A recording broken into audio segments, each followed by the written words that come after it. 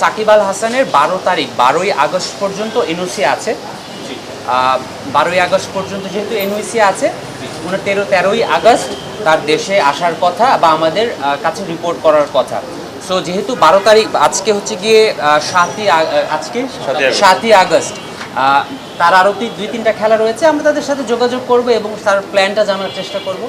Plus যেহেতু নিরাপত্তা তো ব্যাপার রয়েছে, এটা শুধু সাকিব আল হাসান বলে কথা না, আপনারও নিরাপত্তার ব্যাপার রয়েছে, এখানে আমার সিনিয়র ভাইদের নিরাপত্তার ব্যাপার রয়েছে। না, সাকিব আল হাসান এখন একজন ক্রিকেটার, তার গতকালকে আসছি ভাই, জি। সাকিব আল হাসান গতকালকে রাষ্ট্রপতির আদেশ অনুযায়ী সাকিব আল হাসান এখন আর সংসদ সদস্য নন, তো উনি একজন ক্রিকেটারই রয়েছেন। তো প্রত্যেকটা মানুষেরই তো সিকিউরিটি কনসার্ন রয়েছে। তো আমরা যেহেতু 12ই আগস্ট পর্যন্ত এনওসি রয়েছে, তারপরে তার বাংলাদেশ ক্রিকেট টিমে জয়েন করার কথা। বাংলাদেশ ক্রিকেট বোর্ডের সিলেকশন প্যানেল এখন পর্যন্ত কিন্তু বাংলাদেশ পাকিস্তানের জন্য দল ঘোষণা করেনি।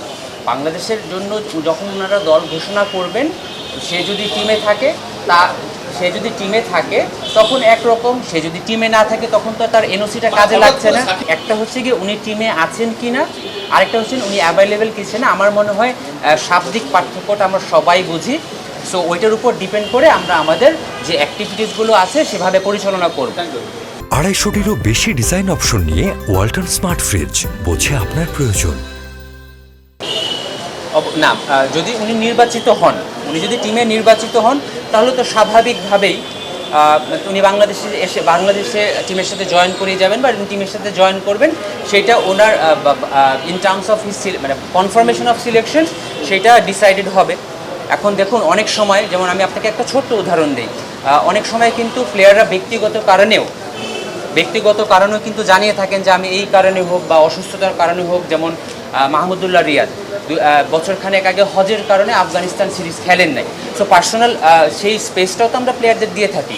সো আমাদের এখন পর্যন্ত যেটা কনসার্ন সেটা হচ্ছে 12 তারিখ পর্যন্ত তার এনওসি দেওয়া আছে। সিলেকশনের ব্যাপারে উনি সিলেক্টেড হবেন কি হবেন না, এটা বাংলাদেশ ক্রিকেট বোর্ডের সিলেকশন কমিটির রেসপন্সিবিলিটি।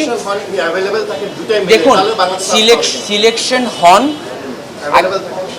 অ্যাভেলেবিলিটি, এই দুইটা বাংলাদেশ ক্রিকেট বোর্ডের সিলেকশন প্যানেল, ন্যাশনাল সিলেকশন প্যানেলের রেসপন্সিবিলিটি।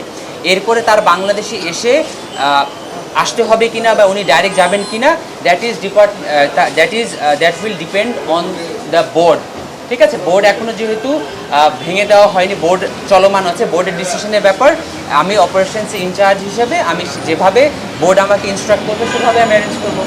না, দেখুন, বাংলাদেশ ক্রিকেট বোর্ডে যারা ডিরেক্টর, বাংলাদেশ ক্রিকেট বোর্ডের যারা ডিরেক্টর, তারা সবাই কিন্তু ভলেন্টারি ডিরেক্টর। তারা তাদের ব্যক্তিগত প্রফেশনের বাইরেও ভলেন্টারি এখানে নির্বাচিত হয়ে কাজ করেন। চেয়ারম্যানের সাথে এবং ভাইস চেয়ারম্যানের সাথে আমার কনস্ট্যান্ট যোগাযোগ আছে। তারা অফিসে আসার জন্য বাধ্য নন, কিন্তু তারা তাদের যে কাজগুলো আছে এখন পর্যন্ত রুটিন মতো করছেন, কনস্ট্যান্ট যোগাযোগ আছে। ওমেন্স ওয়ার্ল্ড কাপটা এটা ওমেন্স ডিপার্টমেন্ট এবং সিও স্যার একদম ডাইরেক্টলি তত্ত্বাবধান করছেন। আমি responsible for men's cricket, specially men's national team এবং মেন্স এ টিম। সো ওই ব্যাপারে আমার কাছে কংক্রিট বা আপনাদের কাছে কংক্রিটভাবে বলার মতো তথ্য নাই।